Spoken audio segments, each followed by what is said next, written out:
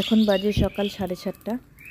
Gate খোলার পরেই দেখছি একদম কুয়াশায় ভরিয়ে গেছে আমাদের গ্রাম তথা আমাদের ব্লক এবং কোচবিহার জেলা।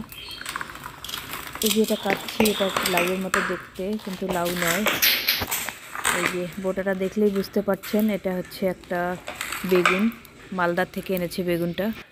এই বেগুন ডিরেক্ট ভাজা করলে অনেক তেল লাগে, তাই এটা ছোট ছোট লম্বা পিস করে এটাকে বেগুনি বানা হবে।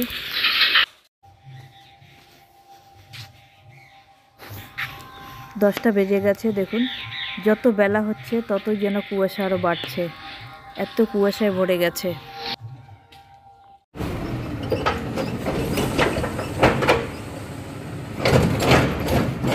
বাড়িতে কিছু কাজ চলবে, তার জন্য মাটি ফেলা হচ্ছে।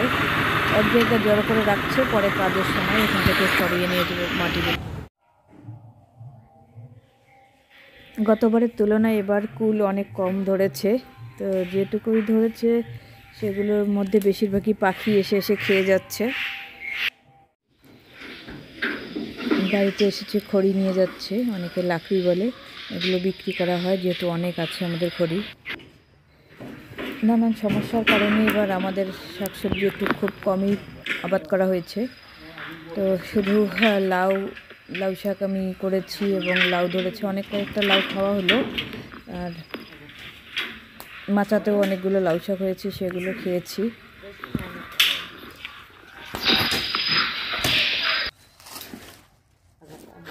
কিছু খড়ি ছিল বাড়ির পিছনে, সেগুলো কাটছে বৌমাটা।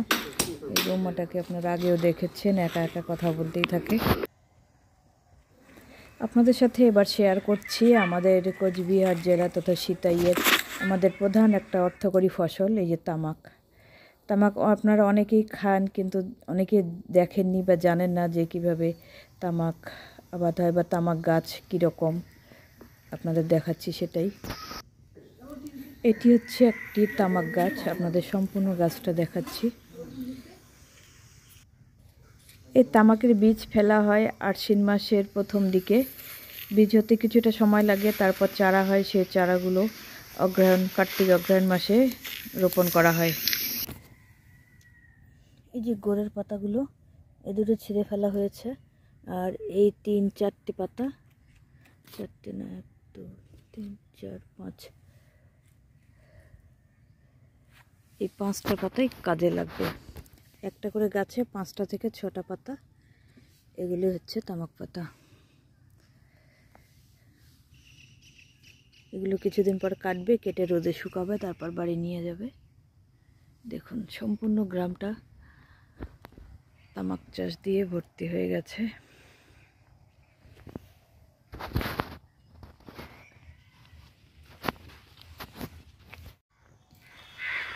এই পেছনের গাছগুলো, এগুলো হচ্ছে আমাদের ফরেস্ট। মাঝে মাঝে সুপারি গাছ, কলা গাছ লাগানো হয়েছে ফরেস্টের মাঝখানে। পেয়ারা মেখে নিয়ে আসলাম, একদম ঝালঝাল করে, কাঁচা লঙ্কা, শুকনো লঙ্কা, বিট লবণ।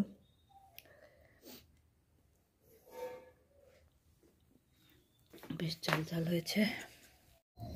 প্রচণ্ড ঠান্ডা পড়েছে, আর এদিকে আগুন জ্বালিয়েছি। তা বন্ধুরা, আজকের ছোট্ট ব্লগটি এখানে শেষ করছি। যদি ভালো লেগে থাকে লাইক কমেন্ট শেয়ার করবেন, আর যারা নতুন বন্ধু তারা সাবস্ক্রাইব করে আমাদের পাশে থাকবেন।